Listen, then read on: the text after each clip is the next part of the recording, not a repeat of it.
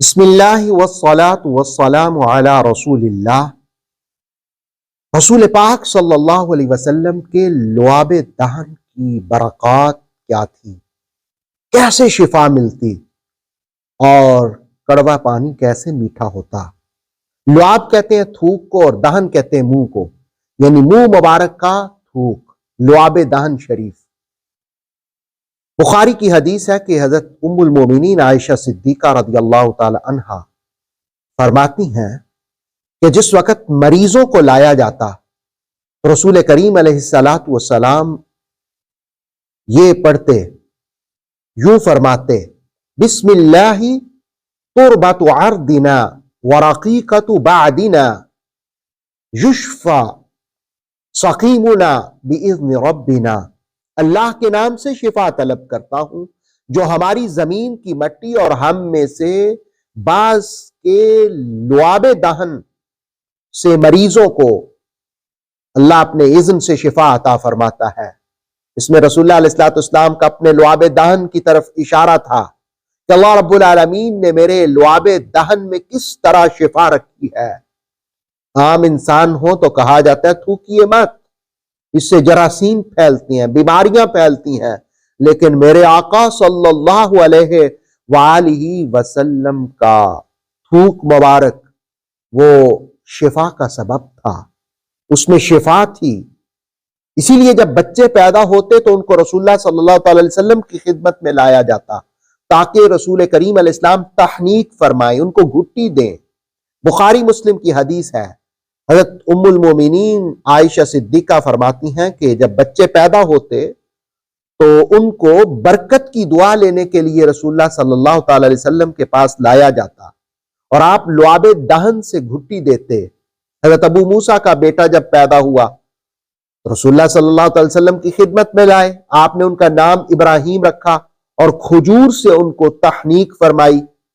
اسی طرح بخاری مسلم ہی کی حدیث ہے، اسماء ابن بنت ابی بکر فرماتی ہیں کہ قیام مکہ کے دوران میرے بطن میں عبداللہ ابن زبیر رضی اللہ تعالیٰ عنہ تھے، لیکن جب ہجرت کی قباء پہنچے تو قباء میں عبداللہ ابن زبیر کی ولادت ہوئی تو میں ان کو لے کر رسول اللہ صلی اللہ تعالیٰ علیہ وسلم کی خدمت میں گئی تو آقا صلی اللہ علیہ وسلم نے انہیں اپنی گود میں لیا اور کھجور منگوائی، اور کھجور منگوانے کے بعد رسول اللہ علیہ السلام نے اسے چبایا، اور چبانے کے بعد پھر رسول کریم علیہ السلام نے عبداللہ ابن زبیر کے منہ میں ڈالا۔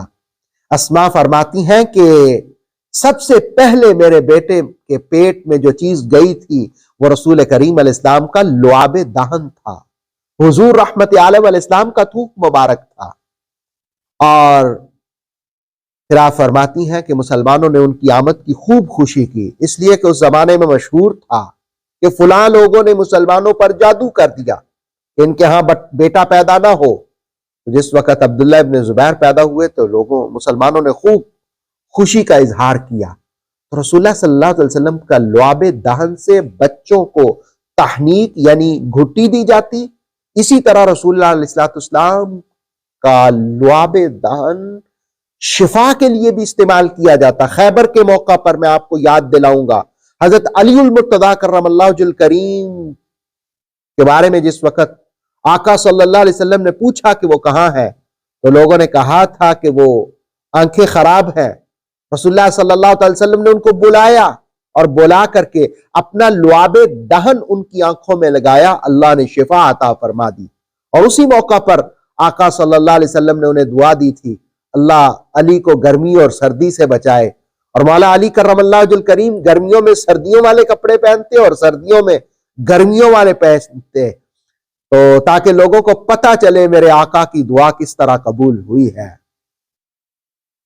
تو رسول اللہ صلی اللہ علیہ وسلم کے لعاب دہن کی بات کر رہے تھے۔ بدر کے موقع پر حضرت قتادہ رضی اللہ تعالیٰ عنہ کی آنکھ کا ڈیلا باہر آیا، صحابہ نے اسے کاٹنا چاہا لیکن وہ رسول کریم علیہ السلام کی خدمت میں آئے، آقا صلی اللہ علیہ وسلم نے اپنا لعاب دہن ان کی آنکھ میں لگایا۔ حضرت قتادہ کہتے ہیں میری آنکھ صحیح ہو گئی اور مجھے اس سے زیادہ بھی نظر آتا تھا۔ غار ثور کا واقعہ یاد دلاؤں گا، جس وقت حضرت ابو بکر صدیق رضی اللہ تعالیٰ عنہ نے سارے سوراخ بند کیے، ایک رہ گیا تھا، اس پر پاؤں رکھ لیا تو سانپ نے ڈس لیا۔ رسول اللہ صلی اللہ علیہ وسلم نے ان کے پاؤں پر بھی اپنا لعاب دہن لگایا تھا، جس سے اللہ نے شفا عطا فرمائی۔ ایک اور صحابی جن کی زبان میں لکنت تھی اور ان کا نام بھی حضور نے رکھا، چینج کر کے بشیر رکھا، اور ان کو بھی اپنا لعاب دہن عطا کیا جس سے زبان کی لکنت جاتی رہی۔ وہ ہم کہہ سکتے ہیں کہ رسول کریم علیہ الصلوۃ والسلام کا لعاب دہن، تھوک مبارک، بیماروں کے لیے شفاء کامل تھا۔ کسی کی آنکھوں میں لگے تو اس کی آنکھوں کو شفا مل جائے، اور کڑوے کنویں میں اس کو ڈالا جائے تو وہ پانی میٹھا ہو جائے، کستوری کی مانند خوشبو پھیل جائے، پیاسوں کو سیراب کر دے، اور بچے اگر بھوکے پیاسے ہوں تو رسول اللہ علیہ السلام زبان عطا فرمائے تو وہ سیر ہو جائیں۔ آب زمزم میں رسول اللہ علیہ السلام اپنا لعاب ڈال دیں تو آج نہیں بلکہ قیامت تک وہ ہمارے لیے باعث شفا ہے۔ اللہ کریم رسول پاک صلی اللہ علیہ وسلم کے وجود اقدس، وجود اطہر کی برکتیں ہم سب کو نصیب فرمائے، آمین بجاہ النبی الامین صلی اللہ علی نبینا الکریم۔